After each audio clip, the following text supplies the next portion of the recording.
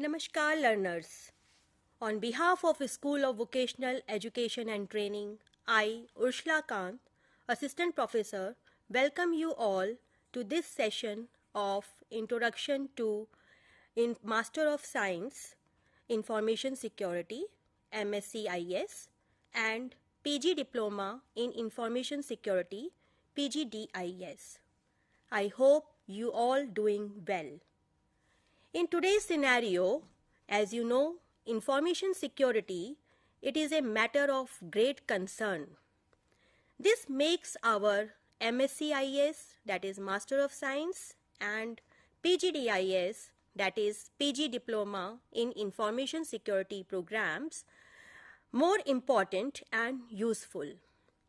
To protect information, different techniques are used by the organizations, especially when the information is used on the internet and it moves in the cyber world from one computer to another computer, crossing different geographical boundaries. There are chances of information theft on the way by some malicious users. To protect information against such threats, the data protection is a must, which is the need of the hour and which is the main objective of our these two programs, that is Master of Science MSCIS in Information Security and PG Diploma in Information Security, that is PGDIS. These programs by which we can safeguard our vital information against such threats. So these programs are very, very important and very relevant in present scenario. As you are watching on the screen, that the exponential growth of the internet had led to a significant cyber attack. You must be hearing these words, cyber attack, very frequently nowadays. Ki every time, sometimes the websites of any organization has been hacked and some cyber attack happened. So to protect those attacks, we should know what is information security and how to protect our data. So therefore, information security, becomes the basic need of human life, because nowadays we are using computers in every field and in every area. So this is the basic need of an hour. The most important asset of an organization is information. So you should know how to protect information.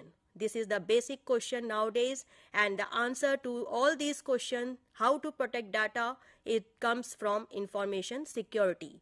And our programs MSCIS and PGDIS is the answer for all those questions. Nowadays, the organizations are engaged in ensuring the confidentiality, that is most important, confidentiality and integrity of the valuable and crucial information. So this is the most important objective of these programs, to ensure the confidentiality and integrity of the information, that how to save the information from the hackers, from the outside malicious users, so that our information can be saved.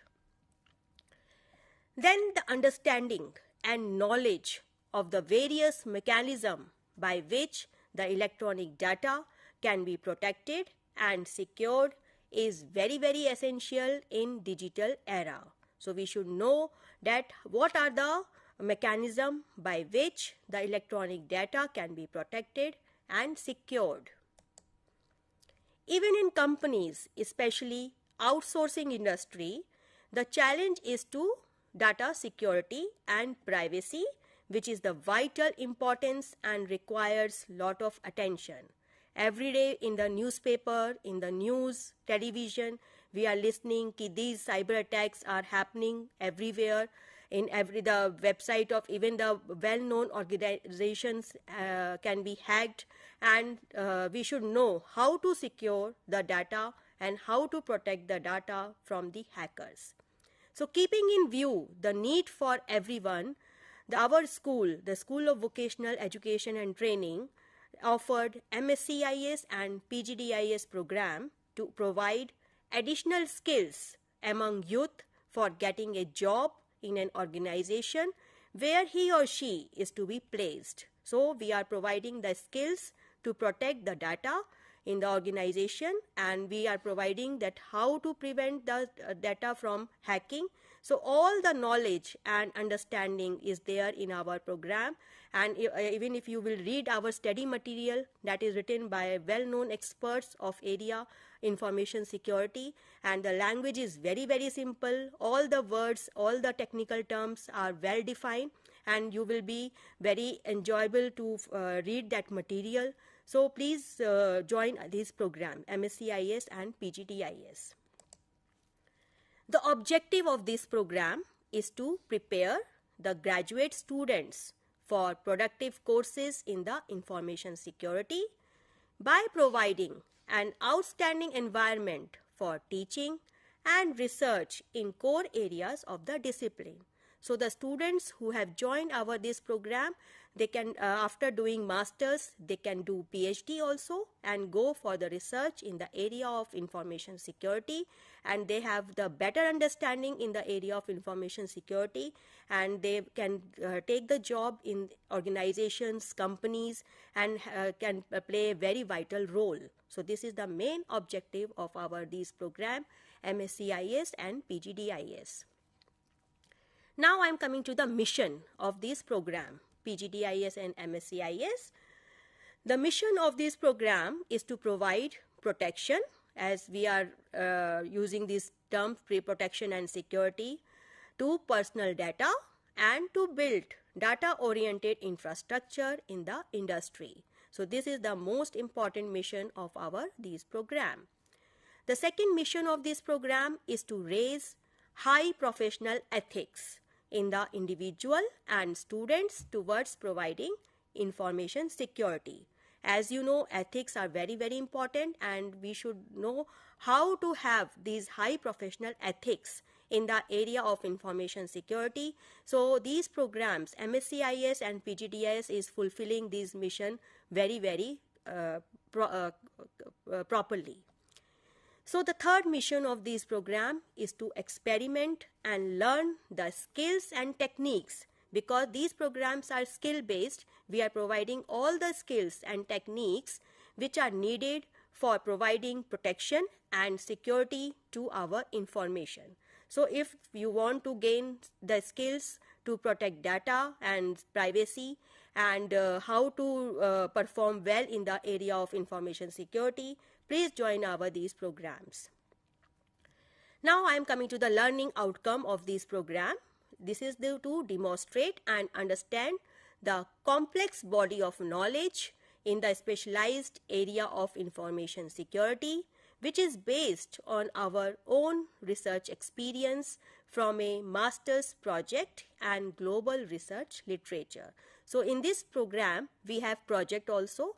In second semester of the first year, you have the project in the end, and you have second project also in the fourth semester of second year. So these two programs are very well defined, and you have to do go to the industry and perform the skills, and then you have to do that project. So that will cover all the research experience. You can gain the research experience from those projects. So this is the learning outcome of this program. Now I am coming to the program aim of this program. The first program aim is to provide protection and security to personal data and to build data-oriented infrastructure in the workplace. So this is very, very important. Second, to raise high professional ethics in the individual toward providing information security. And third is to experiment and learn the skills and techniques which are needed for providing protection and security to our information. So in these programs, we are giving the skills and the techniques which are required to protect the data and how to protect the privacy of an organization. We are providing all those skills so the student can all gain all the knowledge and understanding and can become the information security specialist. Now, what are the keys and competencies which we have covered in this program? The first of all, as you are watching on the screen, that security analysis. This is the most important. You can go for the security analysis field. Then second is project management. That in this area also you can go beyond that. And then incidents response. This is very, very important. When something mishappening happened, then how to handle that incident and how to protect it, that is most important. So this skill is there in our program. Then data science and analytics, this we have covered. And then soft skills, these are also there in our program, which is the need of an hour. The communication skills is there. And then post-mortem deep forensics. So these are the skills and competencies which are there in our program, this MSCIS and PGDIS. Then we are coming to the learning outcomes in detail. The skill and competencies, what are the skills and competencies we are providing? Number one, the student can apply the critical analysis and reflection to ethical research and demonstrate the cognitive and technical skills in a body of knowledge or practice. So this is very, very important. Second, the student is able to work both independently or in groups.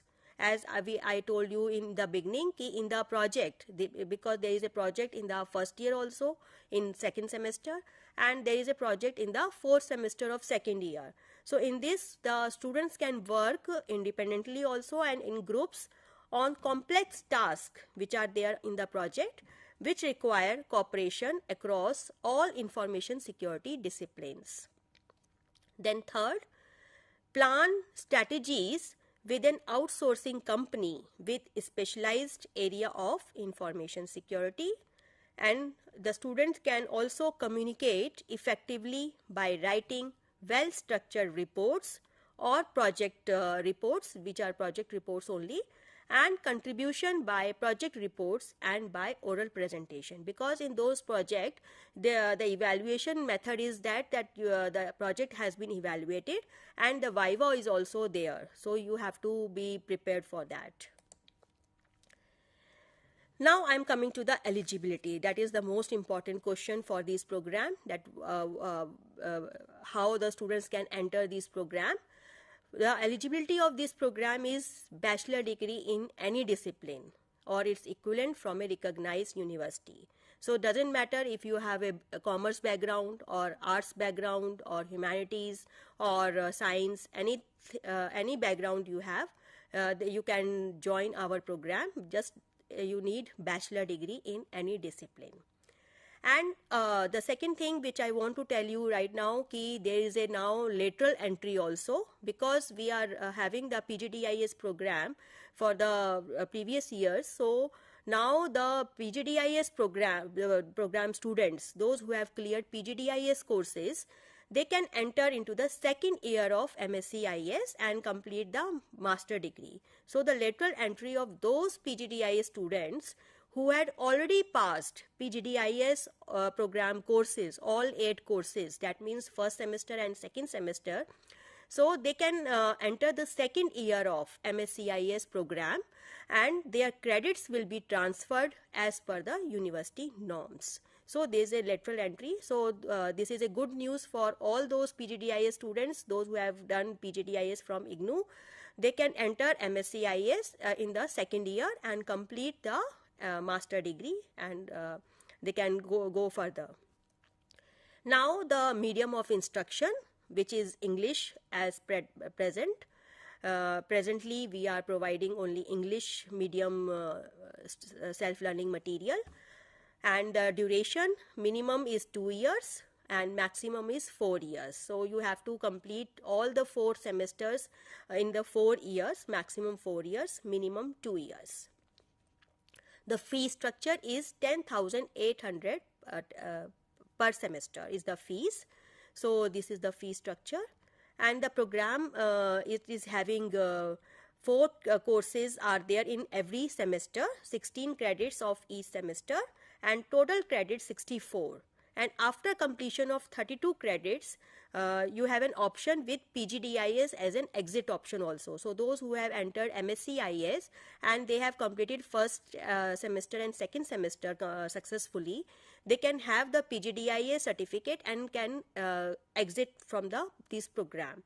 So they will only get the PG diploma, and if they want to continue further, so they can obtain the master degree MSCIS.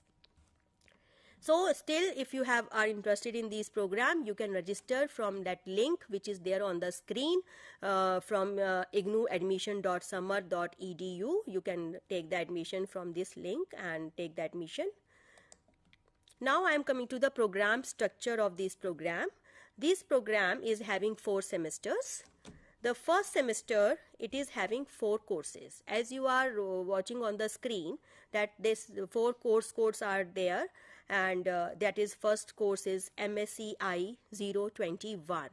So this course is an integrated course. As you are looking, I is there in that course code. So this means it is having theory and practical, both are there. So MSCI 021 theory course is there, and you need to give the practical term and exam also, that is MSCI 021P.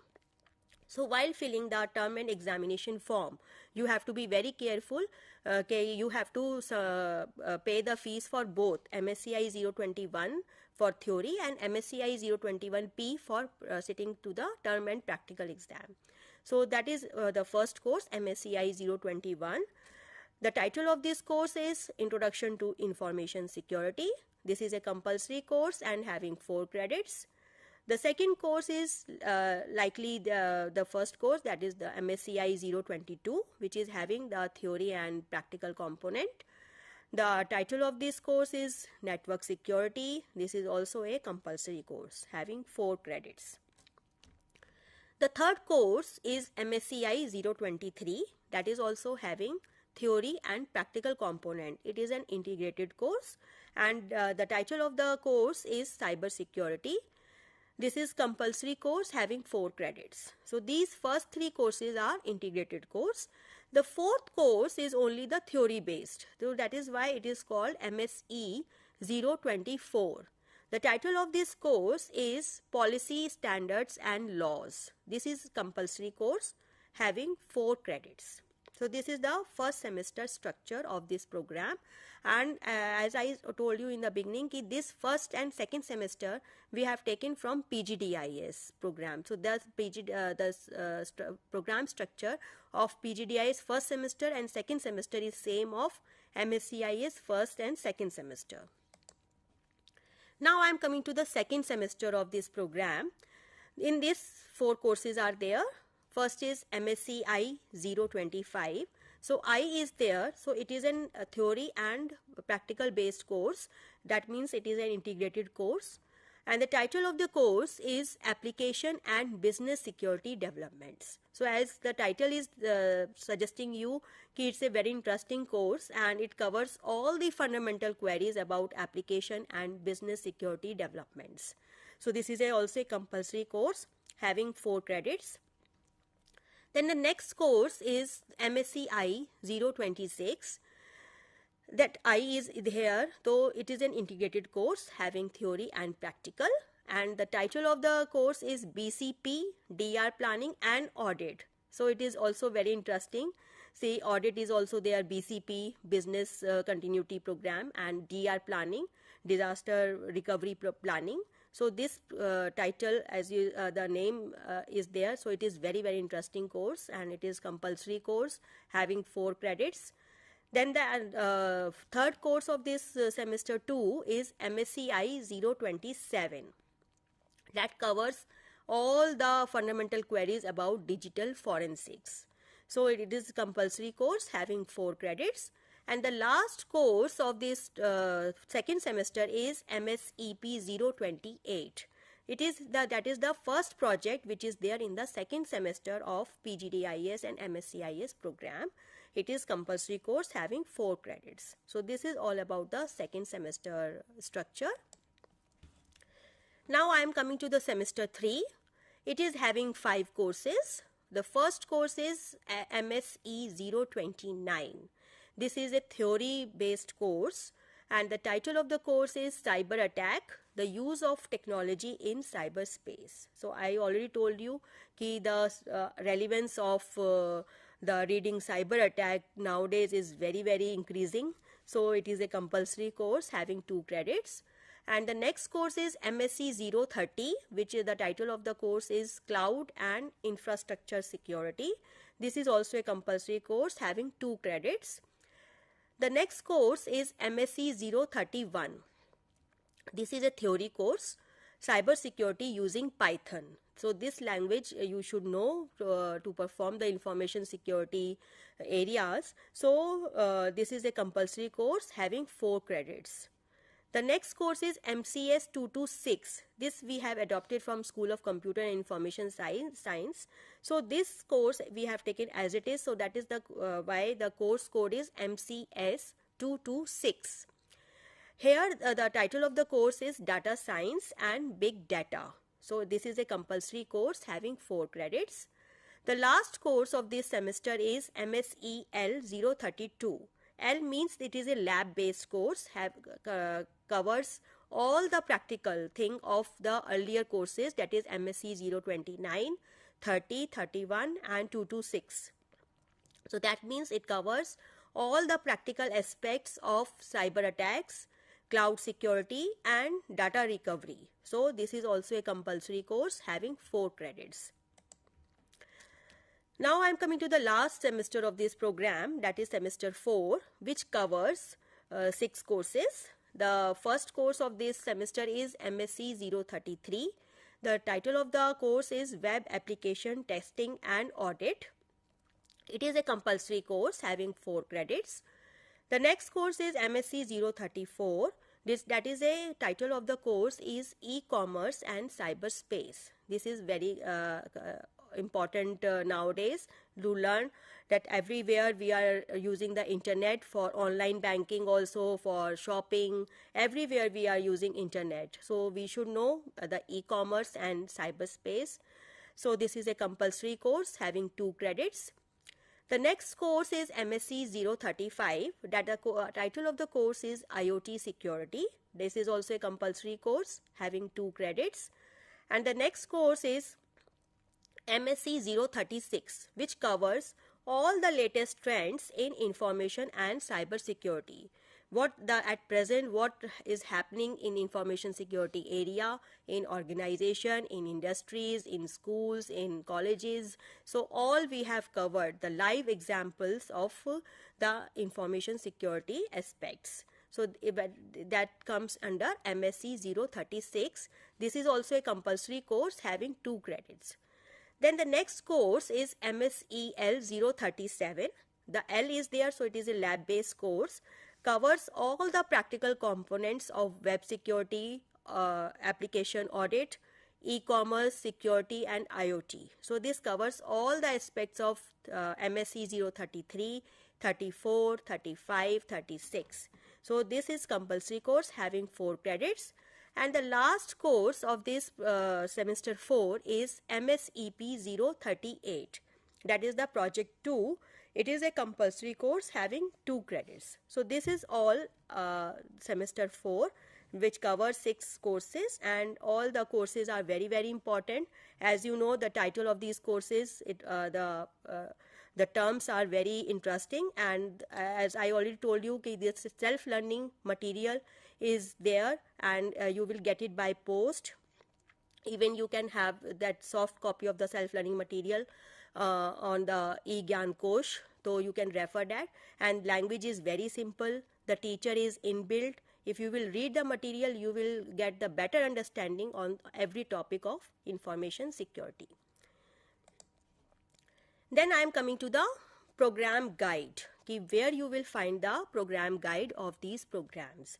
If you, as you are watching on the screen, there is a link http egyankosh.ac.in. If you will write this URL, then you will get the program guide of this program. You will read it. All the things are there in that program guide. Then the second is assignments. The assignments link is there. You can download from our IGNOU website. And for assignments which are already available on IGNOU website, and you need to download them and write these by your own hand and send these to your concerned regional center or study center. That is very, very important and compulsory to submit these assignments. Then only you can sit in the term end examination. Then another thing I want to tell you about the term end exam form, that is there on the IGNOU website. And if you want to sit for December exam, the exam form is still open, but you need to be careful to submit the form and pay the fee for both theory as well as practical courses. So that is more important.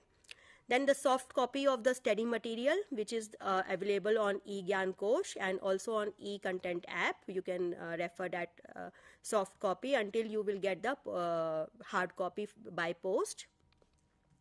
And the theory and practical counseling will be conducted at your concerned study center and regional center. So you need to go to your regional center and study center. The schedule they will provide you by post or by email. They will send you the email. Even by on the WhatsApp, they will send the information. So you have to report to the study center and regional centers according to their schedule. And for all the further details, you have to contact the regional center and study center. But for academic query, you can contact our MSCIS, this School of Vocational Education and Training, and the email is there on our on your screen. That is mscis@ignou.ac.in. So in today's session, I hope you have enjoyed this session, and we have covered all the aspects of our program, Master of Science in Information Security and PG Diploma in Information Security, that is MSCIS and PGDIS, and we have covered all the learning outcomes, objective, missions, the program structure, eligibility, medium, fees, we have covered. So I hope you have enjoyed this session, and if you have any further query, you can write an email to our email ID, that is mscis@ignou.ac.in. So thank you so much.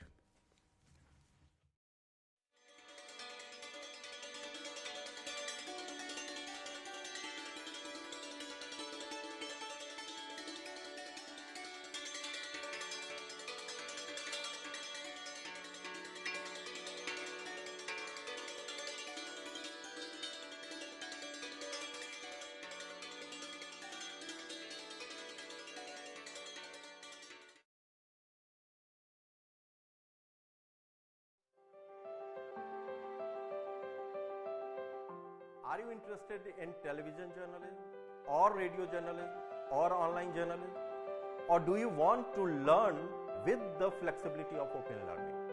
Or if you are a working professional, wants to enhance your knowledge and skill with certification in the field of electronic media, then School of Journalism and New Media Study IGNOU offers PG Diploma in Electronic Media for you. This program includes audio and audio-visual program production for radio, television and online platforms. Here are some important details about the program. We have total 8 courses of 32 credits, 6 theory courses, 1 practical and 1 project. Eligibility: bachelor's degree in any subject. Minimum duration 1 year, maximum 3 years. Medium is English, but students can write their examinations, assignments, practical and project in Hindi also. So if you are interested in television, radio,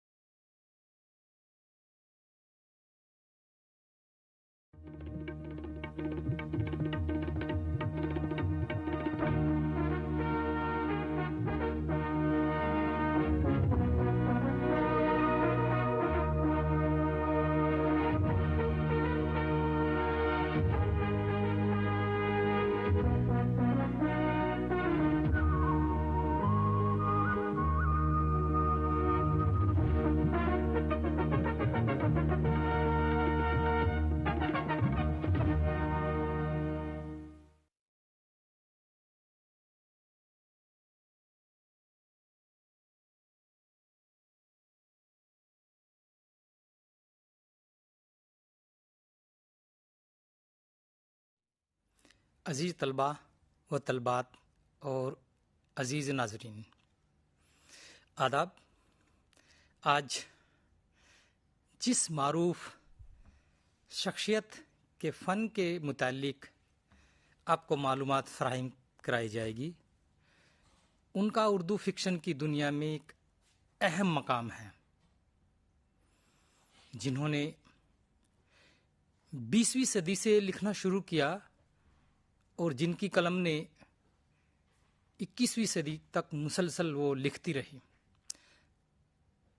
Urdu fiction کی دنیا میں چند ہی ایسے خوش نصیب مصنفین ہوئے ہیں جنہوں نے اپنی حیات میں ہی وہ اعلیٰ مقام حاصل کیا جس کے وہ مستحق تھے۔ قرۃ حیدر انہی شخصیات میں شمار ہوتی ہے جو 2 ممالک میں جنہوں نے زندگی بسر کی، یعنی آزادی سے قبل کا ہندوستان اور آزادی کے بعد یعنی کہ 2 ملکوں میں تقسیم ہو گیا، بھارت اور پاکستان، یعنی کہ انہوں نے پاکستان میں بھی زندگی بسر کی۔ ویسے تو ان کے متعلق بر صغیر ہی نہیں بلکہ بر صغیر کے باہر ممالک غیر میں بھی ان کو وہ مقام حاصل ہے جو بر صغیر میں بولی اور پڑھی جانے والی دیگر زبانوں کے مصنفین کی قسمت میں کم ہی آیا ہے۔ ان کو چونکہ ادیبوں کا ساتھ انہوں نے بچپن سے ہی گزارا تھا، یعنی کہ بچپن سے ہی ادیبوں کے ساتھ رہی، بہت سارے ایسے پڑھے لکھے تعلیم یافتہ معاشرے میں انہوں نے زندگی گزاری اور اس کا اثر ان کی قلم میں بھی دیکھنے کو ملتا ہے، یعنی ان کی تحریروں میں ہمیں بخوبی دیکھنے کو ملتا ہے۔ ان کی پیدائش یعنی قرۃ حیدر کی پیدائش 20 جنوری 1926 کو علی گڑھ میں ہوئی۔ چونکہ ہندوستان میں علی گڑھ مسلم یونیورسٹی کا ایک الگ ہی مقام ہے، جو ایک یعنی کہ یہاں پر ادبی سرگرمیاں بڑے زور شور سے جو انجام تک پہنچتی ہیں۔ ان کے والد یعنی کہ جو ایک اردو کے بڑے افسانہ نگار تھے، سجاد حیدر یلدرم، وہ بھی اعلیٰ تعلیم یافتہ تھے اور مصنف یعنی کہ وہ درس و تدریس کا بھی کام کرتے تھے، یعنی کہ ایک رائٹر تھے۔ قرۃ حیدر ان کا جو بچپن ہے وہ انڈمان نکوبار جو جزیرہ ہے اس میں ایک جگہ ہے پورٹ بلیئر، اس میں گزرا، یعنی کہ ان کے والد صاحب یہاں انڈمان نکوبار میں کمشنر کے عہدے پر فائز تھے اور ابتدائی تعلیم انہوں نے یعنی کہ گھر سے باہر رہ کر دہرادون میں حاصل کی۔ ابتدائی تعلیم مکمل کرنے کے بعد میں یہ لکھنؤ میں آ گئے، یعنی کہ لکھنؤ بھی ایک جس کو نوابین کے شہر کے نام سے بھی جانا جاتا ہے، کئی بڑے علمی ادارے وہاں پر موجود تھے۔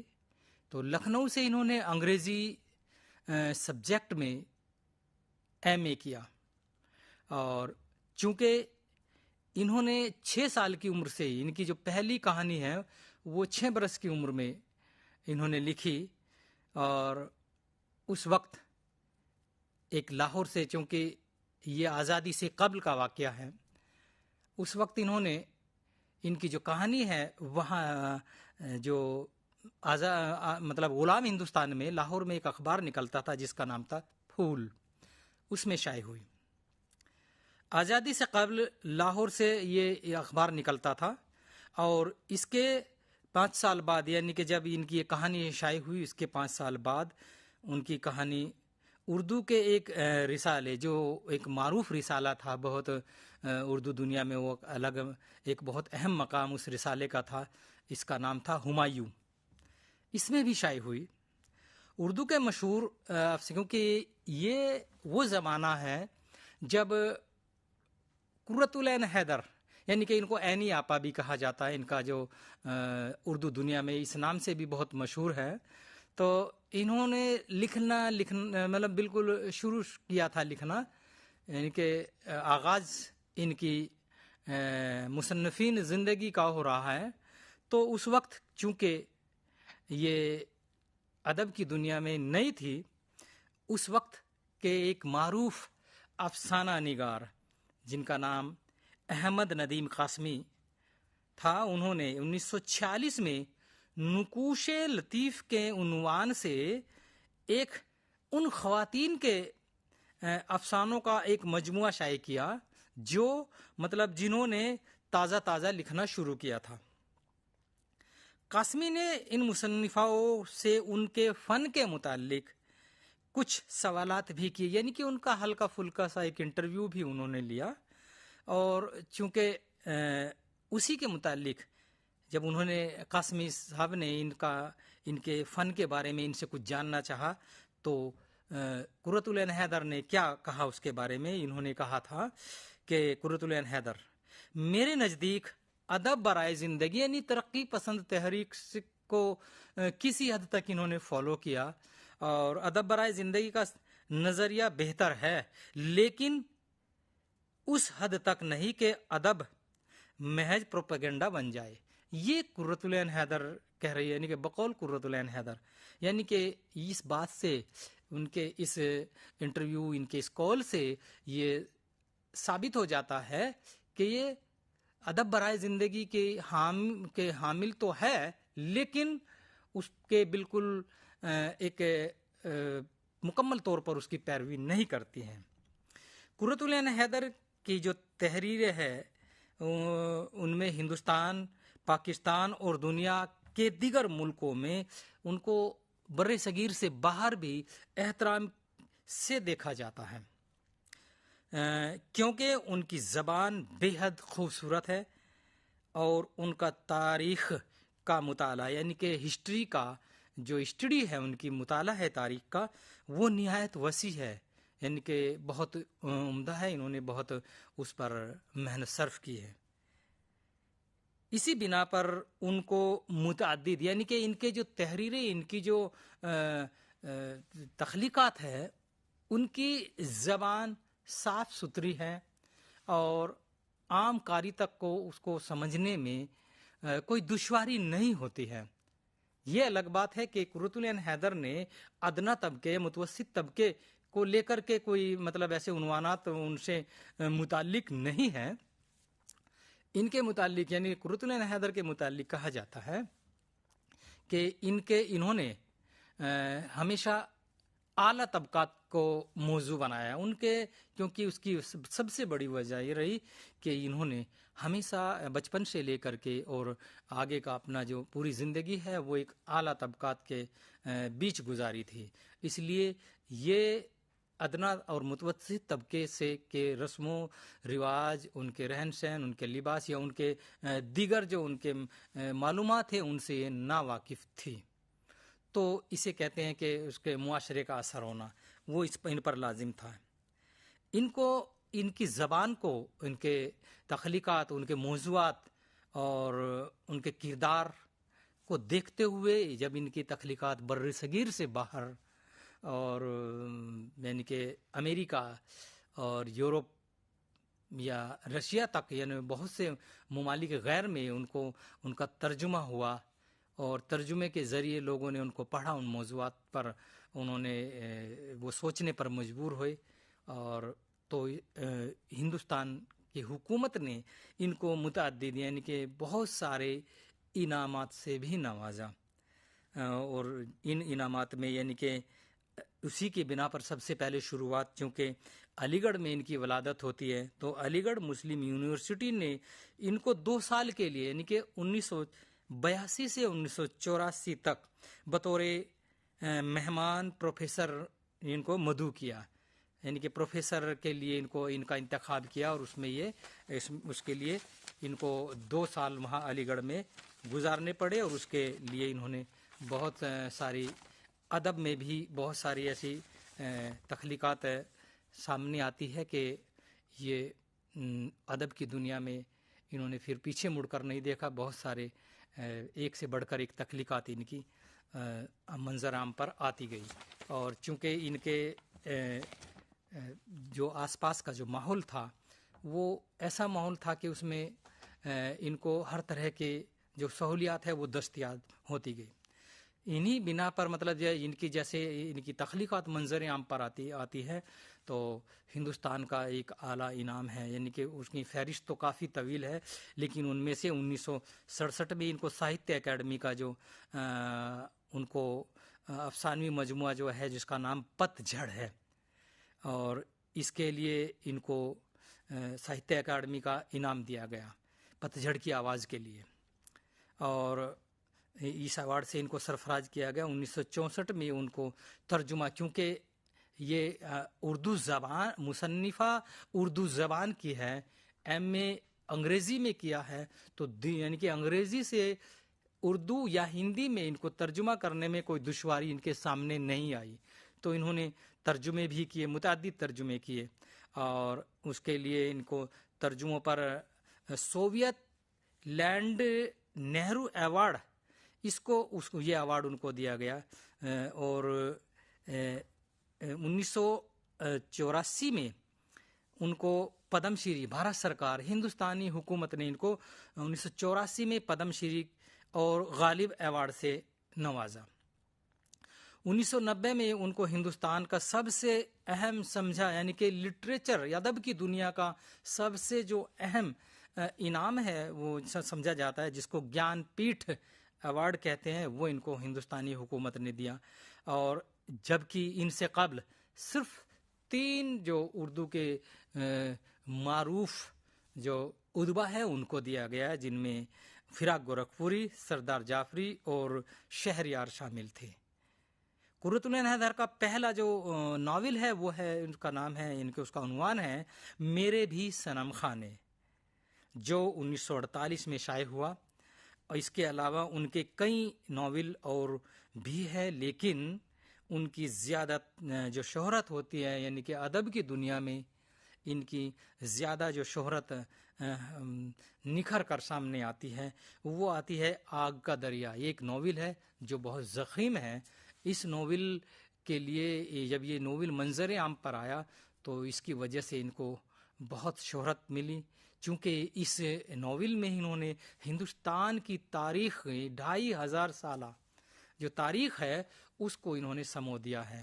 اور اس ناول میں یہ اردو کا ایسا ناول ہے جس میں شعور کی رو کا استعمال کیا گیا ہے. تو اس ناول کے مقبولیت، اس کی شہرت نے ان کی دوسری تخلیقات کو ابھرنے نہیں دینے کہ آگ کا دریا اتنا مشہور ہوا کہ دوسری تخلیقات کی طرف جو قارئین ہیں ان کا ذہن کم گیا، یعنی کہ ان آگ کے دریا کے نام سے یہ شہرت یافتہ ہو گئی. اس کے علاوہ انہوں نے بہت سارے اور بھی ناول لکھے ہیں، لیکن ان کی زیادہ شہرت جیسے میں نے ابھی ذکر کیا آگ کا دریا، اور اس کے جو مقبولیت ہے یا اس کی شہرت ہے اس کی وجہ سے ہوتی ہے. وجہ یہ بھی ہے کہ اس میں ہندوستانی تاریخ، ہندوستان کے رسم و رواج یا اتنا طویل عہد باہد انہوں نے اس کو لیا ہے، اس کی وجہ سے ہوتی ہے. ان کی دیگر تصانیف میں جو میرے بھی صنم خانے 1948 میں یہ شائع ہوتا ہے. دوسرا ان کا ناول جو ہے وہ ہے سفینہ غم دل، اور یہ 1952 میں منظر عام پر ہے، یعنی کہ شائع ہوتا ہے. آگ کا دریا جس کا بھی ذکر کیا 1959 میں، یعنی کہ 1959 میں یہ منظر عام پر آتا ہے. آخر شب کے ہم سفر یہ ناول 1979 میں، یعنی کہ 1979 میں یہ شائع ہوتا ہے. گردش رنگ چمن 1988 میں یہ شائع ہوتا ہے، اور چاندنی بیگم 1990 میں 1990 میں یہ ناول ان کا شائع ہوتا ہے. اس کے علاوہ یعنی کہ ناول کے علاوہ ان کے ناولٹ بھی ہیں. جو ناولٹ انہوں نے لکھے ہیں ان میں جو پہلا جس کے متعلق آج گفتگو کی جائے گی سیتاہرن ہے، جو 1964 میں شائع ہوتا ہے، اور چائے کے باغ 1965 میں، اور دلربا 1969 یعنی کہ 1969 میں، اور ان کا آخری ناول ہے اگلے جنم مجھے بٹیا نہ کیجیو، یہ 1976 میں منظر عام پر آتا ہے۔ افسانوی مجموعوں کا ان کا ذکر کیا جائے تو ان کے افسانوی مجموعوں میں ستاروں سے آگے یہ 1947 یعنی کہ 1947 میں، اور شیشے کے گھر 1954 میں، یہ افسانوی مجموعے ہیں ان کے، اور ان کا جو ایک جو ہے پتجھڑ کی آواز یہ 1967 میں منظر عام پر آتا ہے، اور روشنی کی مینار 1982 میں، جگنوؤں کی دنیا 1990 میں۔ اس کے علاوہ انہوں نے بہت سارے یعنی کہ ترجمے بھی کیے، رپورتاج بھی لکھے ہیں۔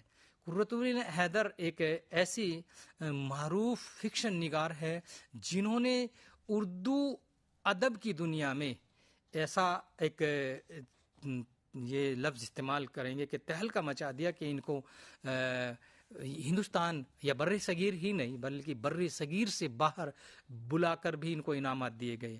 اور چونکہ یہ ان کی زبان بہت صاف ستھری اور ایک ایسی ان کی زبان ہے جو کہ دوسرے یعنی کہ قارئین کو مصنفین کو اس کو پڑھنے میں کوئی دشواری نہیں ہوتی، تو ان کے متعلق کئی ناقدین نے یعنی کہ اردو ادب کے کئی اہم ناقدین نے بھی ان کے بارے میں لکھا ہے، ہندوستان کی ہی نہیں یعنی کہ دنیا میں جہاں جہاں یعنی کہ مختلف جامعات یعنی کہ یونیورسٹیز میں جن یونیورسٹی میں شعبہ اردو قائم ہے وہاں پر بطور نصاب ان اگر فکشن نگار پڑھا جاتا تو قرۃ حیدر کو وہاں پہ شمار کیا گیا ہے۔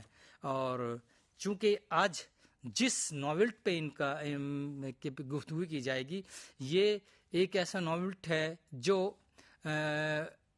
ہندوستان کی تقسیم یعنی کہ تقسیم ہند کے بعد جو افراتفری پھیلی، مہاجرین ادھر سے ادھر ادھر سے ادھر یعنی کہ پاکستان کا قیام عمل میں آنے کے بعد میں جب ادھر سے کچھ افراد ہندوستان آتے ہیں اور ہندوستان کے کچھ افراد پاکستان چلے جاتے ہیں، لیکن اس موضوع پر بہت سارے افسانے ناول بھی لکھے گئے لیکن اس کا موضوع کچھ ہٹ کر ہے، یعنی یہاں یہ پاکستان کے ہی ایک سندھ جو صوبہ ہے اس کی رہنے والی ایک لڑکی ہے جو متوسط ایک طبقے سے تعلق رکھتی ہے، اور چونکہ وہاں آبائی جو وطن ہے ان کا سندھ ہے، اس کے والد صاحب یعنی کہ اس ناول کی جو مرکزی کردار ہے یعنی کہ سیتا میر چندانی، اس ناول کی جو اہم مرکزی کردار ہے اس کا یہ نام ہے کہ سیتا میر چندانی، یہ اس کے والد صاحب ایک ڈاکٹر کا پیشہ ہے، اور انہوں نے چونکہ سندھ سے یہ ہجرت کر کے کراچی میں آتے ہیں، اور کراچی میں چونکہ انہوں نے 18 کمروں کا ایک بہت بڑا انہوں نے مکان بنایا، اور چونکہ ان کی زندگی یعنی کہ والد صاحب یہاں پریکٹس کرتے تھے ڈاکٹری کی، تو یہاں جب افراتفری پھیلی ایک دوسرے ملک میں آنا جانا ہوا، یعنی کہ یہ آزادی تھی کہ جو رہنا چاہے یہاں رہ سکتا ہے، جو جانا چاہے یعنی کہ بھارت اور پاکستان دونوں میں وہ جا سکتا ہے۔ تو چونکہ اس کے سیتا میر چندانی کے والدین کسی طرح مصیبتوں کا سامنا کرتے ہوئے دہلی آ جاتے ہیں، اور چونکہ دہلی میں ان کو بمشکل دہلی کے کرول باغ میں ان کو ایک چھوٹے سے تنگ مکان میں رہنے پر وہ مجبور ہوتے ہیں۔ دیکھیے جہاں ان کا 18 کمروں کا ایک مکان، کوٹھی نما مکان کراچی میں وہ چھوڑ کر آتے ہیں، اور چونکہ وہاں ایک رسوخ دار ان کا جو خاندان تھا اس میں شمار ہوتا تھا، لیکن اس افراتفری میں آنے جانے میں یا اس میں سمجھ لیجئے کہ بہت سارے انسانیت کا قتل بھی ہوا، تو لوگ ڈرے اور سہمے ہوئے تھے، تو اس میں ان کو یہ مجبور ہو گئے کرول باغ کے تنگ مکان میں، چھوٹے سے مکان میں رہنے میں۔ ان کی جو والدہ ہے چونکہ وہ سندھ کا جو صوبہ ہے اور اس صوبے میں جو سندھی کڑھائی ہے ساڑیوں پہ اس کو کر کے اپنے گھر کا گزر بسر کرتی ہے، اور یہ بھی ایک حکومت یعنی کہ سرکاری ملازمت سیتا میر چندانی کو مل جاتی ہے، اور چونکہ کسی طرح بس گزر بسر چل رہا ہے، لیکن سیتا میر چندانی اپنی تعلیم کو مسلسل جاری رکھتی ہیں، اور یہ حکومت کے وظیفے پہ یہ امریکہ پڑھنے چلی جاتی ہے. چونکہ جب امریکہ جاتی ہے تو وہاں یعنی کہ امریکہ میں ان کو ایک ہندوستان یعنی کہ بر صغیر کے مقابلے میں وہاں خواتین کی زیادہ آزادی، یعنی کہ وہاں کی خواتین کو کس طرح آزادی ہے اور کتنے آزاد خیال کی ہوتی ہے، تو اس کا اثر اس پر یعنی کہ سیتا میر چندانی پر ہونا بھی ضروری تھا. اور چونکہ اس وقت ان کی ملاقات نیو یارک میں ایک جمیل نام کے لڑکے سے ہو جاتی ہے جو وہاں پر ملازمت کرتا ہے، اور دونوں میں محبت ہوتی ہے، اور چونکہ دونوں کی بات یعنی کہ شادی تک پہنچ جاتی ہے، اور بالکل سیدھے سادے طریقے سے وہ شادی کر لیتے ہیں. اور ان کا یعنی کہ جمیل اور سیتا میر چندانی کا ایک بیٹا بھی ہوتا ہے. ایک دوسرے کے مذاہب کا دونوں احترام کرتے ہیں، لیکن چونکہ دونوں کا تعلق بر صغیر سے ہے، اور وہ یہاں کے رسم و رواج، یہاں کی خواتین کو کس طرح یعنی کہ ایک پردے میں یا ایک دائرے میں رہنا چاہیے، اس کا جو جمیل ہے وہ بڑا احترام کرتا ہے. اور چونکہ سیتا وہاں کے جو ماحول ہے امریکہ کے کلچر میں پوری طرح رچ بس گئی ہے، اور وہ آزادانہ خیال کے طور پر کسی سے بات کرنا اور دوسرے کے پاس میں جانا یا اس کے ساتھ میں رات گزارنے میں بھی اسے کوئی گریز نہیں ہوتی. لیکن یہ بات جمیل کو بالکل ناگوارا تھی، یعنی کہ پسند نہیں تھی، اور وہ ان دونوں میں من مٹاؤ ہوتا ہے. اور تو اور یہاں تک کہ جب ان کا بیٹے کا نام رکھنے کے بعد جمیل سیتا کو یہاں تک اس کا احترام کرتا ہے، یعنی کہ اس کے خیالات کا احترام کرتا ہے کہ بچے کا نام رکھنے کی اگر بات آتی ہے تو وہ اس بچے کا نام راہل رکھتے ہیں، جو مہاتما بدھ کے بیٹے کا نام تھا راہل. تو یہاں بھی ان میں دونوں میں اتفاق ہو جاتا ہے کہ وہ ایک دوسرے میں راضی ہو جاتے ہیں نام رکھنے پہ بھی. لیکن جب بات حد سے زیادہ بڑھ جاتی ہے تو جمیل کو یہ بات ناگوارا گزرتی ہے، اور وہ اس کو مطلب گھر سے نکال دیتا ہے.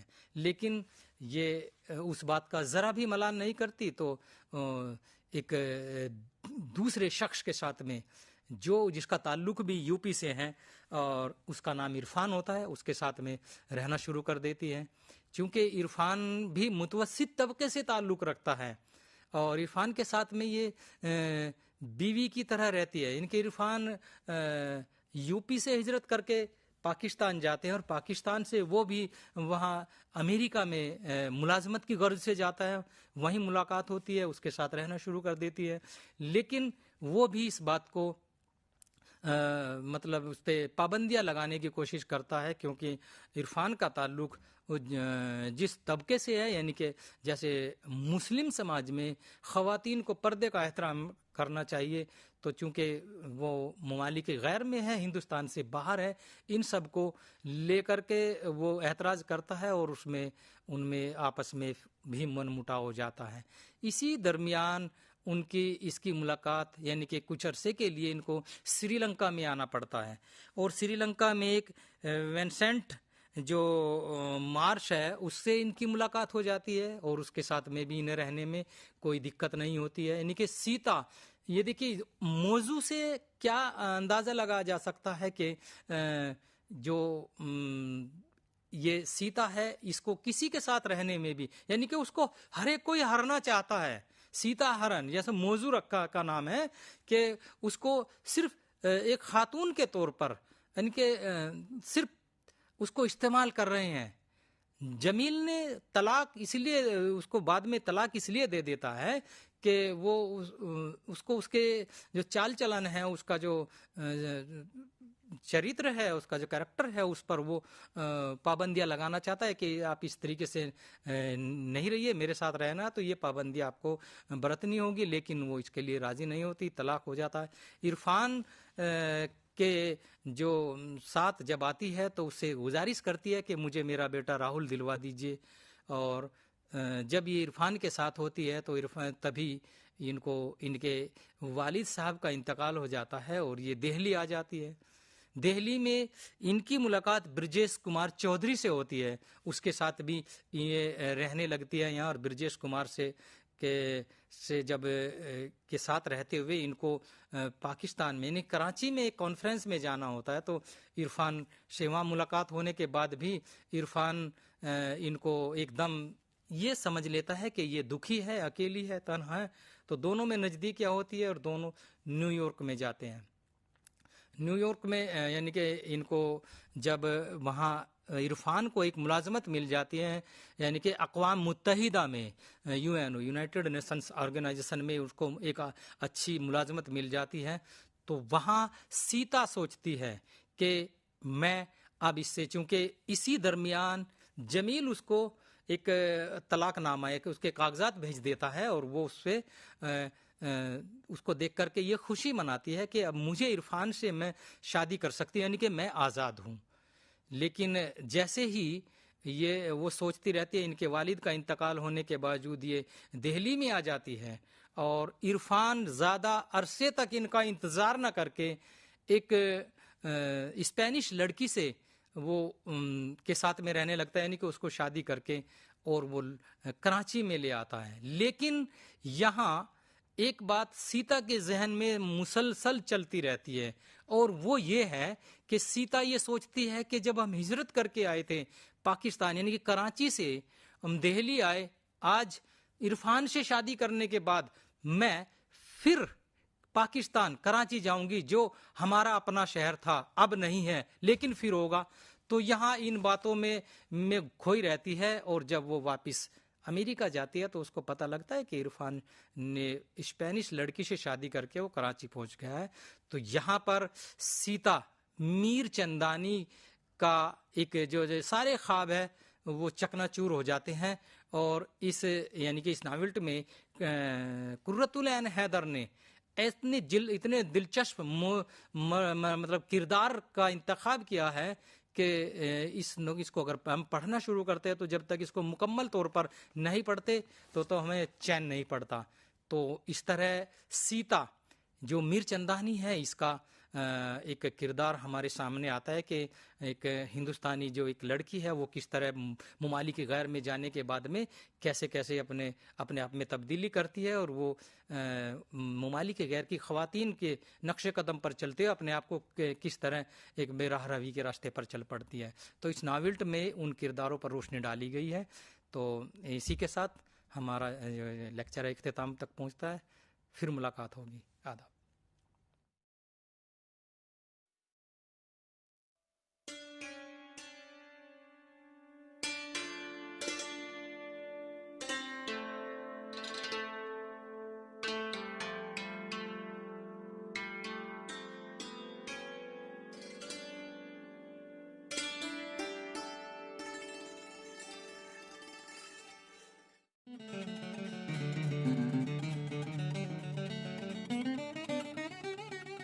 We welcome you to join the bouquet of programs offered by the School of Humanities, the Indira Gandhi National Open University, New Delhi. The Indira Gandhi National Open University, New Delhi is a mega university today. It was created by an Act of Parliament in 1985. It is the world's largest university with an enrollment of about 3.5 million current students and 3.2 million alumni. IGNOU has also been accorded the highest grade of academic excellence, A++, by the National Assessment and Accreditation Council, or the NAC. Now, during your time at IGNOU as a learner, we will help you complete your program of study with world-class printed materials, audio and video programs. We have more than 35,000 academic counselors who will guide you till you complete your program of study. We also provide live interaction with your teachers at the headquarters via teleconferencing mode, and live interactive radio counseling besides this, supported by regular TV and radio broadcasts. The School of Humanities was created in 1988, and we welcome you warmly to join any of our programs of study. IGNOU degrees, diplomas and certificates are recognized not only in the country but are also very well received across the globe. We look forward to your journey with us and we welcome you once again.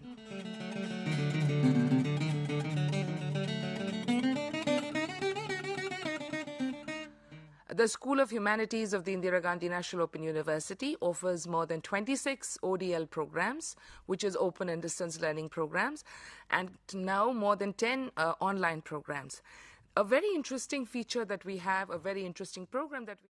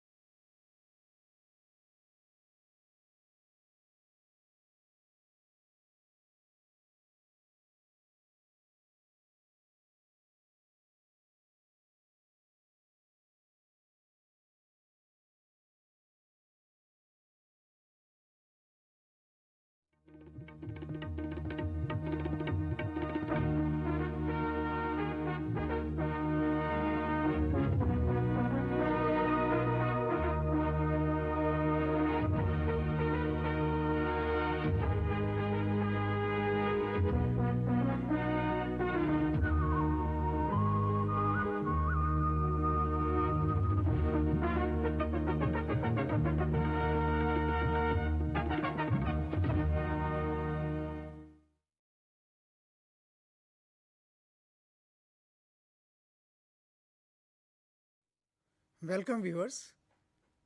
Today we are going to discuss optimization of warehouse distribution. This particular topic is from your course MWR03, that is warehousing system, which is a part of your program, postgraduate certificate in inventory planning and warehousing system. I am Professor Ashish Agarwal from School of Engineering and Technology and the program coordinator for this program.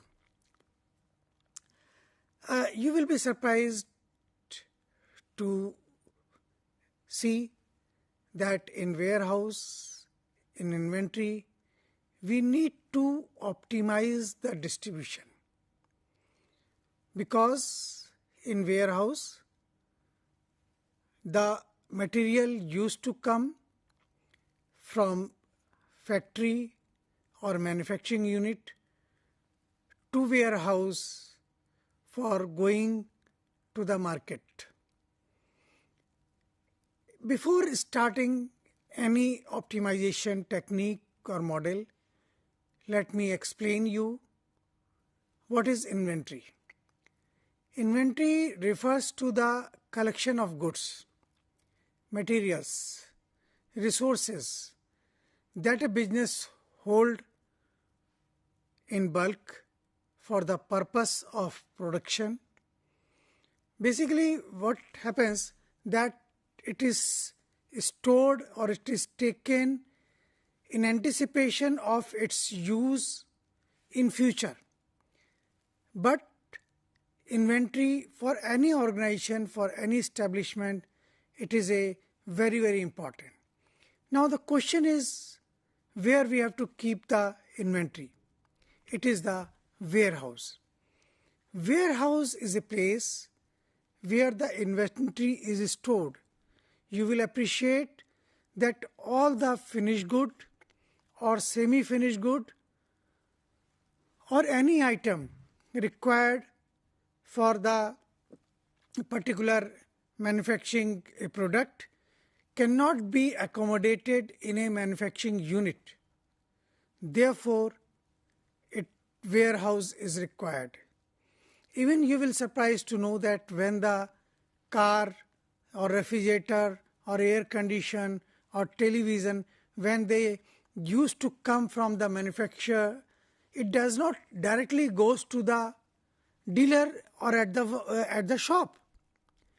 It remains at the warehouse, and as per the customer need, the dealer take the item from the warehouse and deliver to the customer.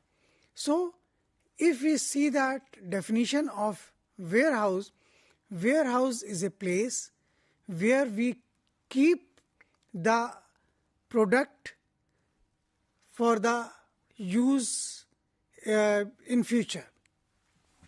So warehouse, basically they are used by all the different type of business, and the purpose is storing the physical inventory for the sale or the distribution.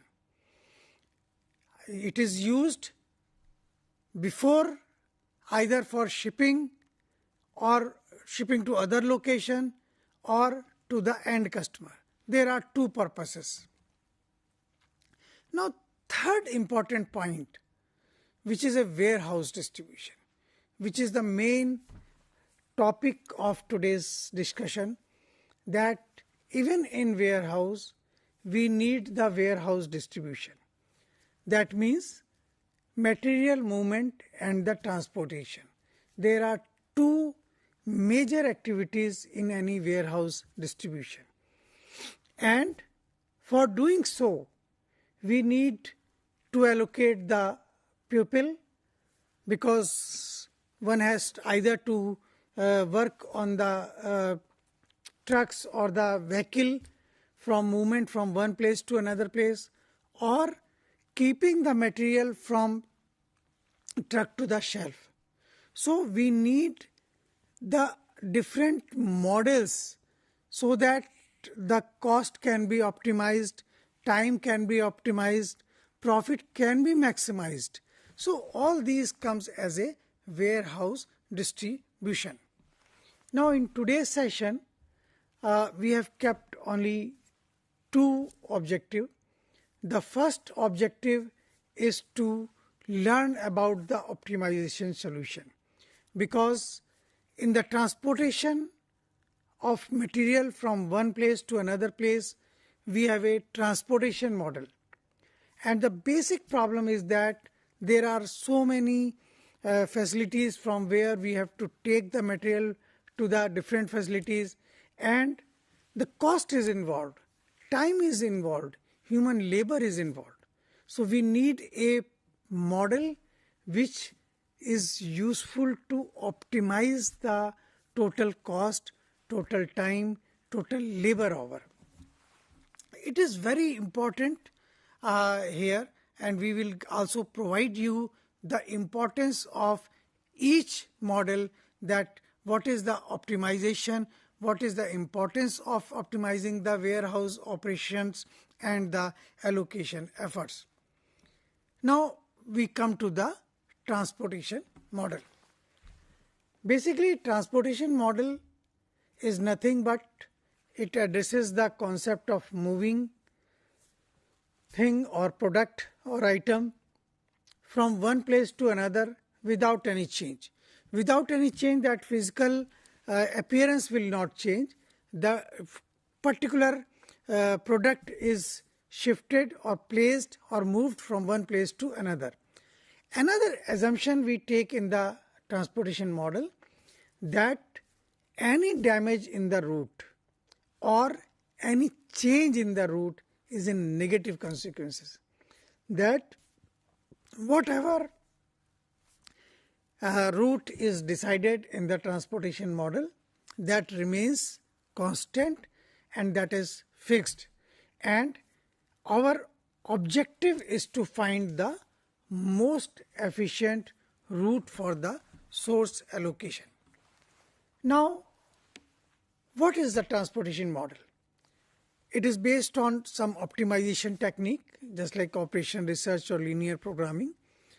Its application improves the productivity, and most important, it is a cost curtailing. Basically, we try to optimize the cost.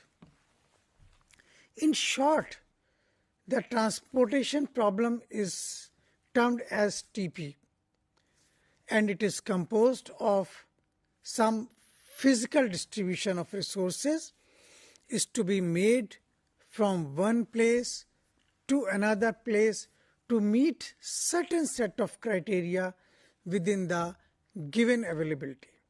You just focus on this particular first point, that whatever is or what will be the requirement.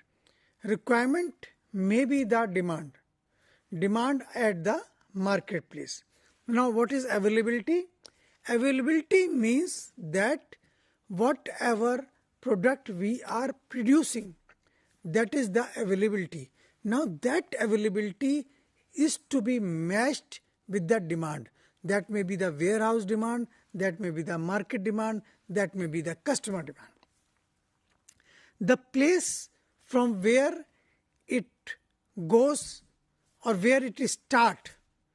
In other words, I can say that where the production is taking place. This is called as a source or the origin. This source or origin will have the availability or the capacity or supply of resources. That means they have the generation capacity or the production facility. On the other side of this transportation is where the resources are transported. These are called the sinks or the destination, just like market centers or the godowns. For example, breads are prepared in a one or two manufacturing unit, and from there it goes to various locations. For example, if bread is prepared in Delhi, then the market may be Gurgaon, maybe Ghaziabad, maybe Noida. All these, even Delhi also. So there are 4 or 5 markets where whatever is produced in the origin or in the source, that has to go to the sink or the distribution center. So this is the some of the beauty of the transportation model. This will have certain requirement or demand. The warehouse or the sink or the ultimate place where the material or the product is to be transported, they have certain demand. So there are 2 things. One is the supply and another part is the demand. Now, what is the standard and the balanced transportation problem? A transportation problem is generally considered as a standard if it is computed to minimize the total cost. Because what is the objective of any person or any organization? They always want to minimize the waste and to minimize the total cost. So this is called the standard problem. But in case the transportation model is for maximization of profit, then it is considered as a non-standard problem. Now in today's session, we will concentrate on the minimization problem. You will just see the figure. On the left side, you have a factories 1, 2, 3, and on your right side, we have a warehouse. So we have M sources and N destination. Transportation models are used, or the problems are used to find the minimum cost of transportation of goods from M source to the N destination. Now remember that warehouse is only a temporary place. From here, the goods has to go to the different marketplace.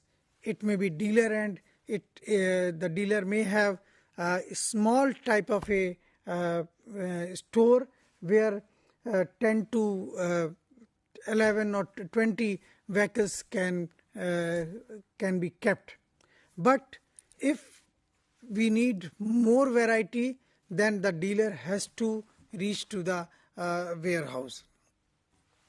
Now, a transportation model or the problem, if we define it, it is basically a linear programming problem. A linear programming problem is particularly a problem of operation research, where you have a certain objective function. For example, here we have an objective function of minimization of cost. Then we have a certain constant that has to fulfill. For example, in transportation model, we have a constant as the supply and the demand. And the third one is supply should meet the demand. Or there are some other constant also that we will see in the coming slide. And the transportation problem deals with the identification of optimal solution for transportation and allocating resources to various destination and from one site to another site while keeping the expenditure to a minimum. Expenditure means here the transportation cost. Here you will find on your left hand S1, S2, S3 are the source of supply, and the A1, A2, A3 are the availability of resources at this end. On the right hand side, green color, we have a warehouse D1, D2, D3. It may be the market, means D1, D2 up to N. And the demand is B1, B2 and Bn. And if you just see, we have 3 lines from S1 to D1, D2 and Dn. There are multiple if the number of warehouses are more.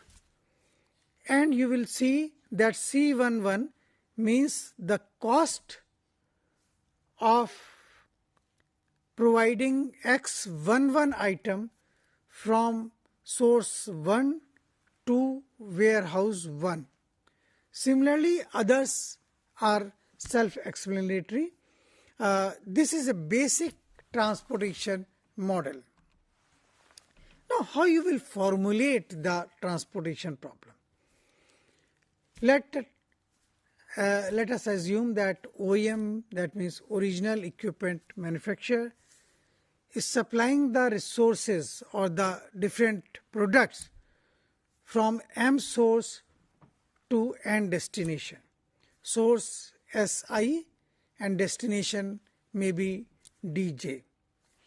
AI is the quantity available at source SI, where BJ is the quantity required at destination D.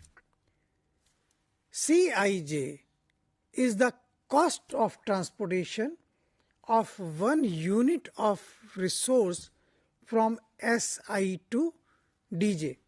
If Si is 1, Dj is 2, then the cost will be 1, 2. Xij is the unit of resource transported from source Si to destination Dj. Another important constant which is written in the last line, that the quantity M which is available at source should always be greater than 1. Similarly, the demand should be always greater than 1. Another important point which I want to stress here, that supply cannot be negative, demand cannot be negative.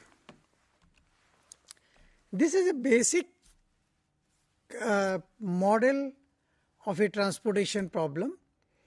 On the left side, you will see O1, O2, O3 and On. They are the origin or the resource.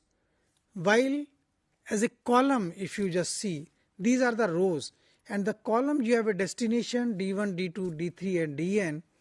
They are warehouse or destination. At the bottom of this matrix, there is written requirement or the demand. That means each destination or each warehouse has a certain demand, that is B1, B2 up to Bn. Similarly, if you go on the right side of the column, for each row you have a availability or the capacity. That means each origin has a limitation. It cannot produce more than the capacity which is available or which is specified. So this is basically a simple transportation problem. Now there are many types of transportation problems. Typically, transportation problems are broadly classified into the balanced and the unbalanced problem, depending upon the source supply and the requirement at the destination. If you just try to understand that balance and the unbalanced term comes between the supply and the demand. In the coming slide, we will be able to understand more clearly. In case of balanced transportation problem, total supply from the sources is equal to total demand by the destination. Mathematically, we can represent it by summation of all the supply from all the sources, that should be equal to the demand of all the destination. Now what happens when you have a unbalanced transportation problem? The total supply is not equal to the total demand. That means summation of availability at resources is not equal to the summation of demand at the destination. There are two cases. In first case, the supply can be more than demand. In this case, a dummy destination is added in the matrix with the zero cost element. Second situation is that when the supply is less or the availability is less than the demand. These two are the very practical problem, and where the organization or the companies face this type of a situation every day. In second type, availability is less. In this case, a dummy source is created with the zero cost element. So these are the three situations. First, when the total supply is equal to total demand. Second, total supply is greater than total demand. And third one is total supply is less than total demand. Now let us see this matrix, where you will find on the left side you have a source 1, 2, 3, 4, and at the top of the matrix A, B, C are the destination. You have a demand of destination. For A it is 7, for B it is 9, for C it is 18. So the total demand is 34. Now if you go the supply position, from source 1 it is 5, source 2 it is 8, source 3 it is 7, and source 4 it is 14. So the total is 34. Here you will see that the total supply is equal to total demand. This type of transportation problem is called as the balanced transportation problem, where supply is equal to demand. Now let us see the problem 1, unbalanced transportation problem where supply is less than the demand. You just see, and if you add 5 plus 8 plus 7 plus 12, you will find the supply is only 32, and if you just sum up 7, 9, 18, you will find the figure 34. That means your demand is more but supply is less. So here what is required to be done? We add a row as a source and we add the supply as a 2. So the total supply is now become 34 and the demand is also 34. So what we have done, we have transformed unbalanced transportation problem into a balanced transportation problem. Now let us see another type of unbalanced transportation problem where your demand is less but supply is more. If you add the supply, it is coming as a 34. If you add 7 plus 9 plus 16, then what you will find as a 32, that means demand is less and the supply is more. So what we have to do? We have to create or insert a column which is a dummy destination. The demand is for each, the demand is 0 or the supply for each case. That means the origin A1 is supplying 0 item to that particular destination. Now if you just add, what we have done, we have created a dummy column with a demand of 2, but the cost is 0. So what we have done here also, that we have transformed unbalanced problem into the balanced problem. So in today's session, we have defined the transportation problem, what is the importance of transportation model in a warehouse, and I have just given you the basic idea of the transportation model. In the coming session, we will try to have many models just like northwest corner method, least cost method, and Vogel approximation method, Modi method. All these methods are very useful and they are the important part of your course MWR 0103, which is a warehousing system. I trust that this session will build a foundation to understand the transportation model, to understand the most typical problem of the transportation. Thank you.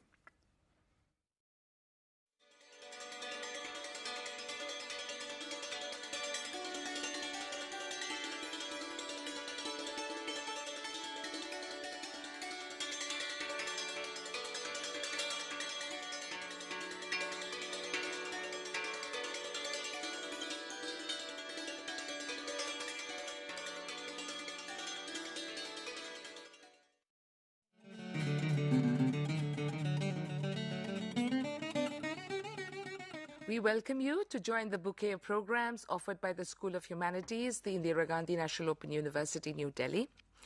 The Indira Gandhi National Open University, New Delhi is a mega university today. It was created by an Act of Parliament in 1985. It is the world's largest university with an enrollment of about 3.5 million current students and 3.2 million alumni. IGNOU has also been accorded the highest grade of academic excellence, A++, by the National Assessment and Accreditation Council, or the NAC. Now, during your time at IGNOU as a learner, we will help you complete your program of study with world-class printed materials, audio and video programs. We have more than 35,000 academic counselors who will guide you till you complete your program of study. We also provide live interaction with your teachers at the headquarters via teleconferencing mode and live interactive radio counseling besides this, supported by regular TV and radio broadcasts.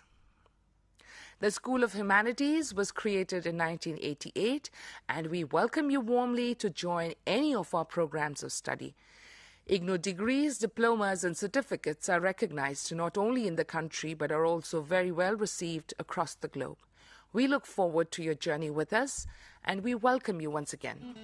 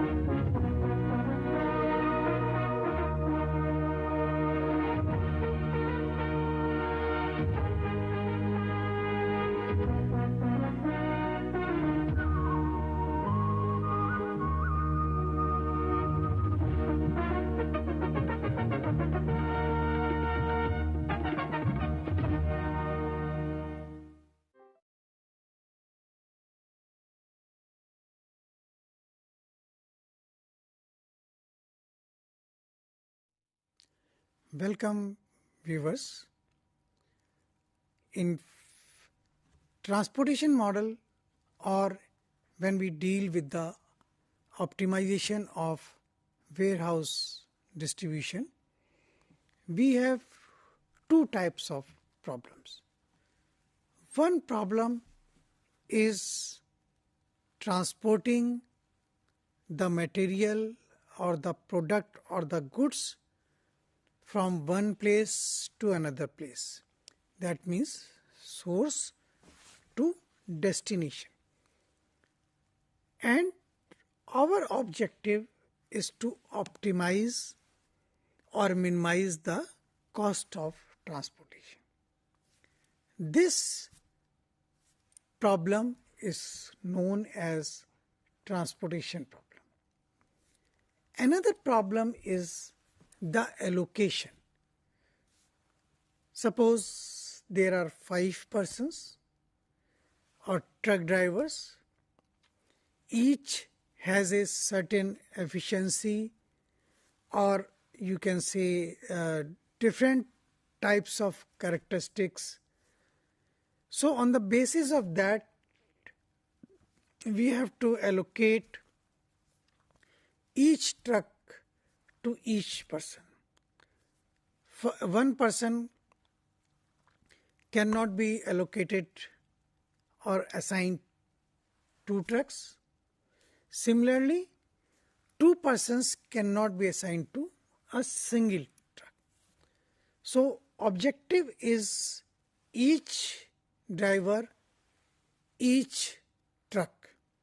So this is a second type of problem in the optimization of warehousing distribution. The first type of problem is called as a transportation problem, while the second type of problem is called as a assignment problem. Why we need the allocation model? Because every warehouse experiences allocation problem daily, particularly to assign people for jobs or drivers to vehicle or workers to the counters. Because there may be several counters, and in each warehouse you have to assign every day worker to each counter. Scientific method such as assignment model, crew assignment, traveling salesman problem for allocation of warehouse jobs can be used, and they considerably reduce the time, cost and effort. In this session, we are dealing with a particularly one assignment model, and in the coming sessions we will try to solve one or two assignment problems with examples. So in today's session, what is our objective? We will learn the importance of optimization, warehouse operational and allocation efforts. Second, we will try to have the feeling that how to solve the practical problem by using a Hungarian technique of assignment model. Now, how you will define the assignment model? As you know that anybody can do any job, but all the men will not have the same efficiency, skill and the knowledge on all the jobs. Suppose I take the example of truck driver. Each driver has its own skill and the efficiency. One can drive 50 kilometers per day per hour. Another may have the better efficiency, or another may have the lower efficiency. So depending upon the variation of their capabilities, efficiencies, the jobs are to be assigned according to their abilities. The purpose or the objective is to maximize the output in a minimum time. Now, how you will apply the assignment model to the warehousing? Often in the warehouse, we have to assign jobs depending upon the experience and the common sense of the optimization fleet manager, which may result in success in some cases, or in some cases it may result as a failure. The model or the method is developed by a Hungarian mathematician, D. Koning. That is why it is called as a Hungarian method. Now, how you will formulate this assignment problem? You have n facilities and n job.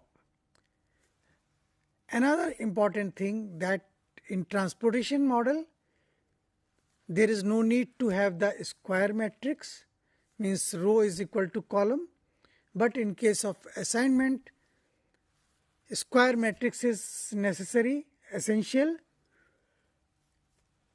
and we have n facilities and n job, and the effectiveness of each facility for each job. Now the problem is to assign each facility to one and only one job in such a way that the measure of effectiveness is optimized. Either it is maximized or it is minimized. Now there are several problems faced by management which are very, very identical to the assignment problem. A departmental head may have 5 people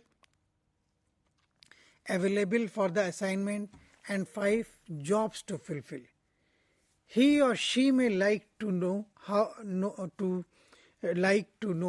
which job should be assigned to which person, so that all these tasks can be accomplished in the shortest possible time.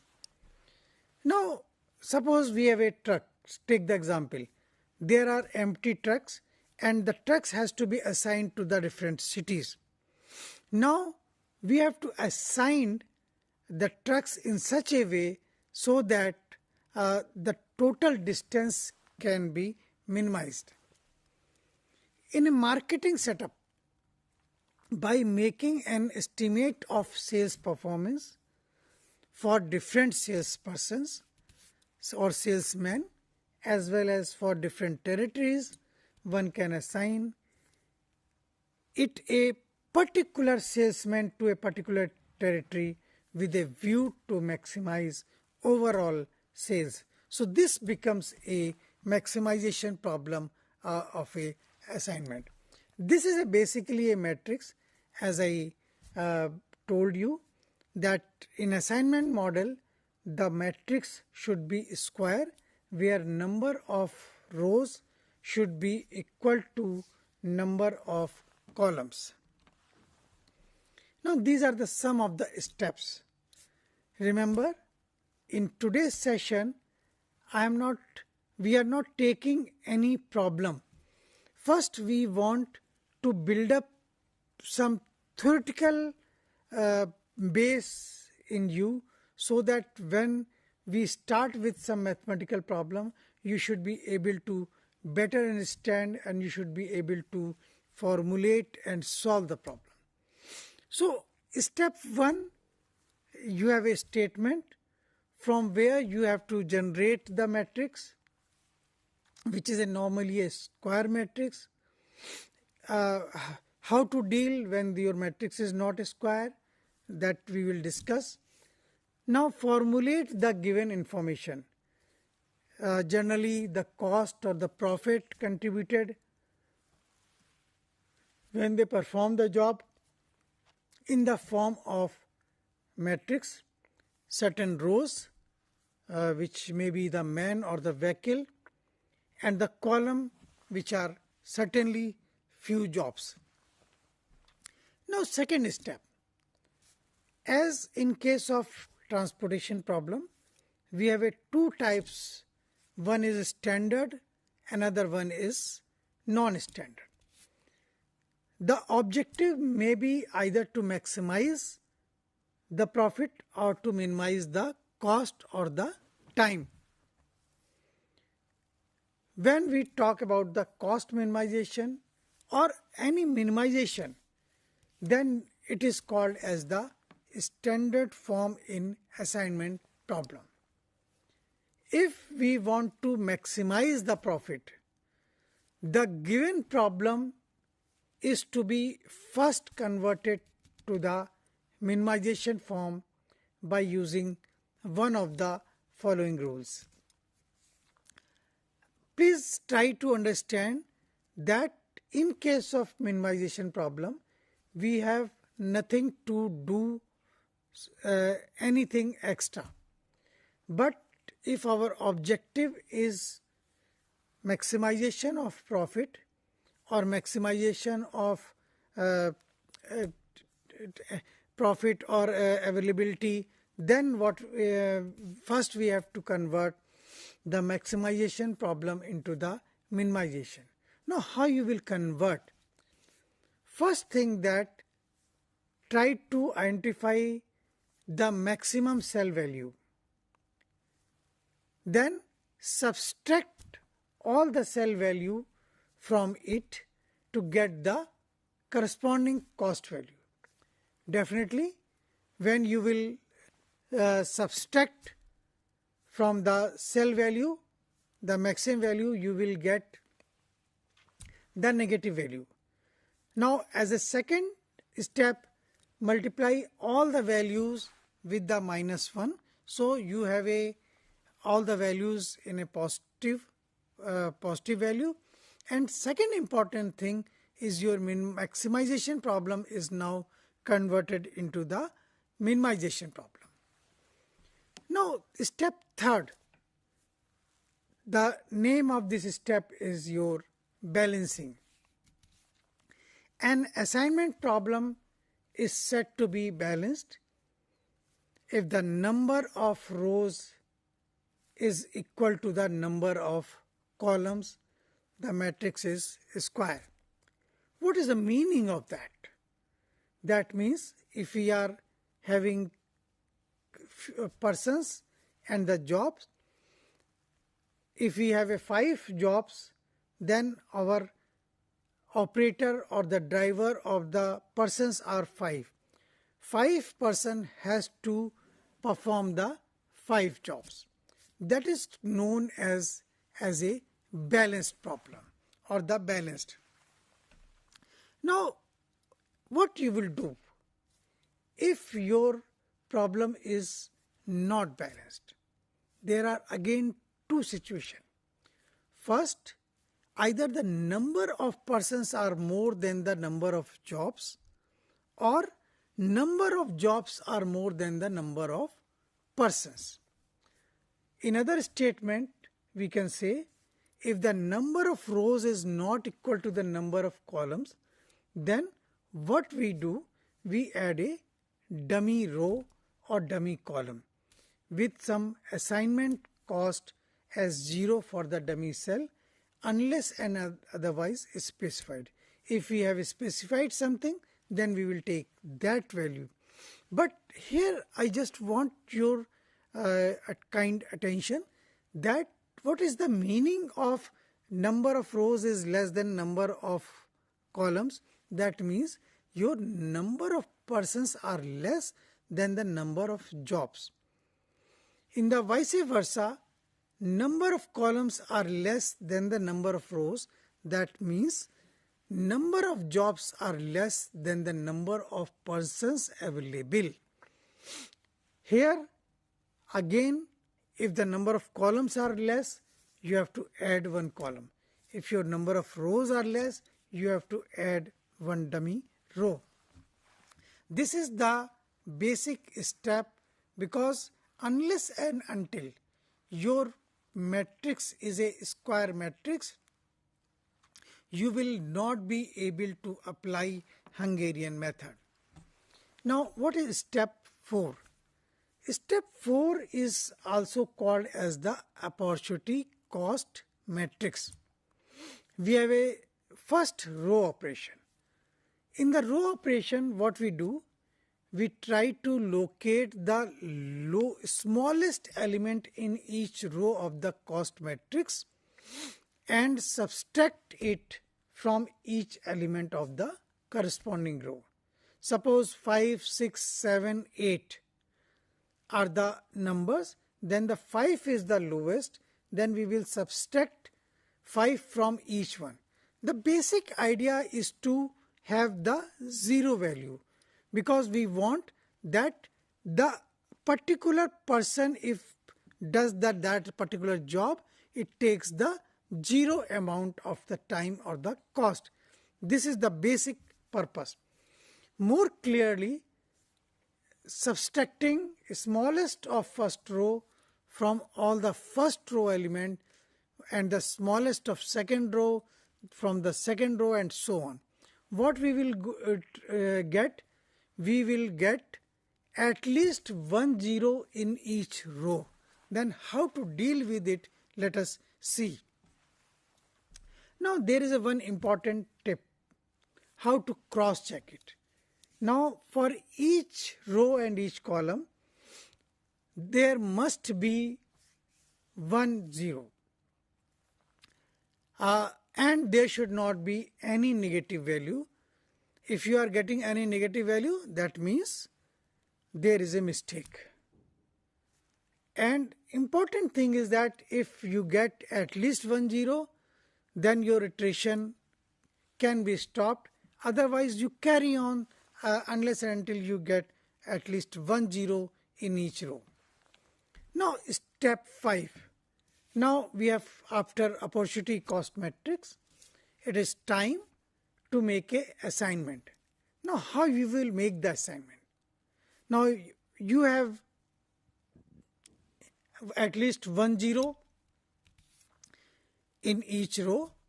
So what you will do? Assign a 0 in each row by marking a box or a square or rectangle around it. And this is called as the assigned 0. The purpose is that we are allocating 1% to one job. And the most important thing, when you assign something, please make other 0 as a cross. That means that job cannot be assigned to another person. Similarly, that row will you have to cross all the zeros except one which is assigned. That means this person cannot be assigned another job. So the purpose is very simple: one person, one job. Now, what is a tip for this particular step? Always it is better to start with a row or column that contains only one 0. That means you may also face a situation where there may be 2 zeros in a row or 2 zeros in the column. So the most important point or the tip is that you select that row or column which is a single 0. Now this is one of the example you have seen, and how you are allocating. You just see at the topmost is the basic example, and this is a transformed as a opportunity cost when we are going to assign. You will see if we go for the first row, we have a first man. If it is assigned job A, it takes 30 unit of cost, B 10, C 0, D 10. This is after several iteration. So since we have to see 0, and the important tip is that we have to select a row which is only 1 0. So you just see that first row is only 1 0. So what we have done, we have assigned job C to operator 1. Now what we have to do, since the row 1 does not have any 0 other than 0 at C, but the column C has a 0 at the 4th row. So what we will do, we will cross the element at row 4 and column 3.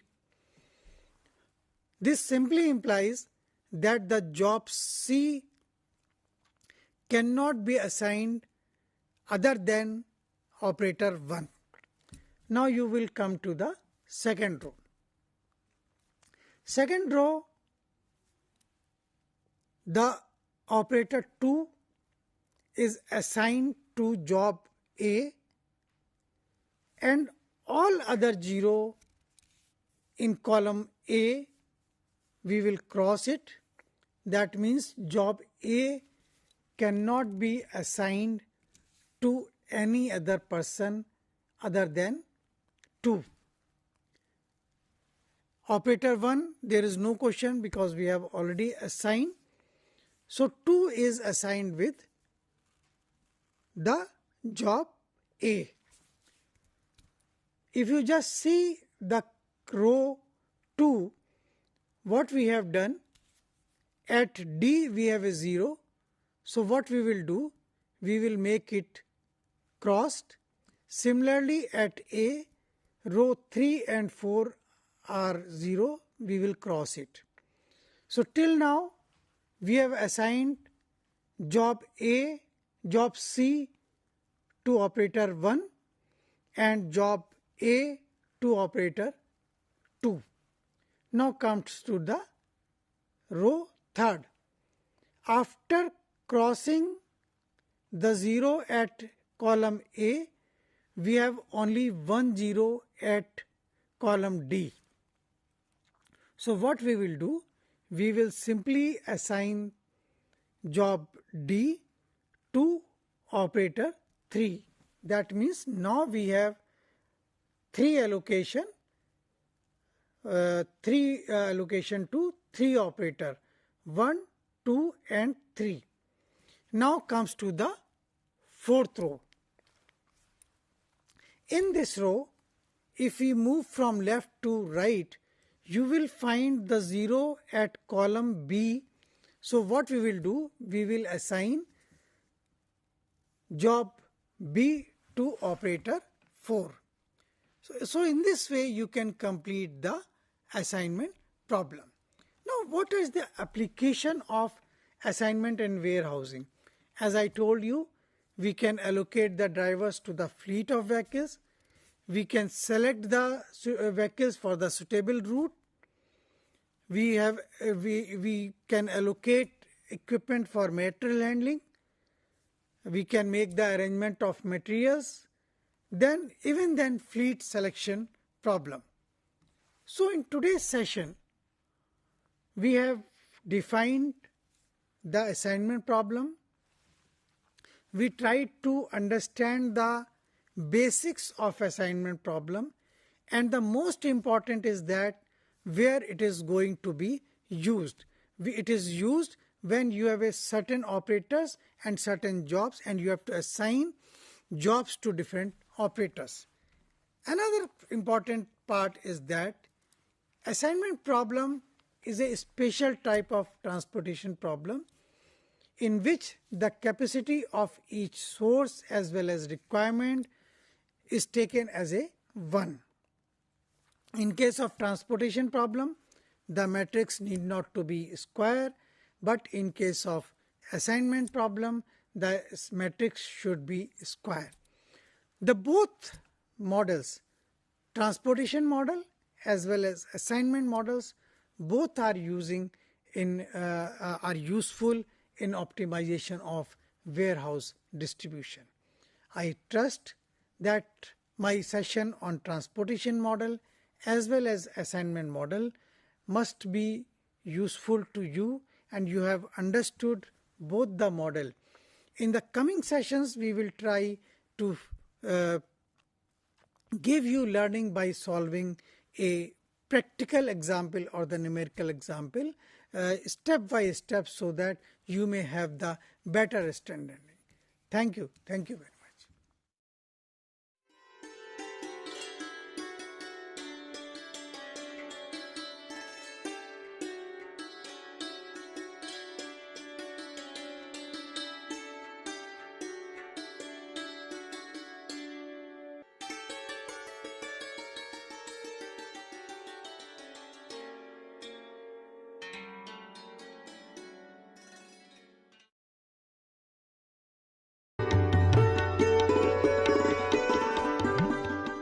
I welcome you all for this session on plant genetic resources.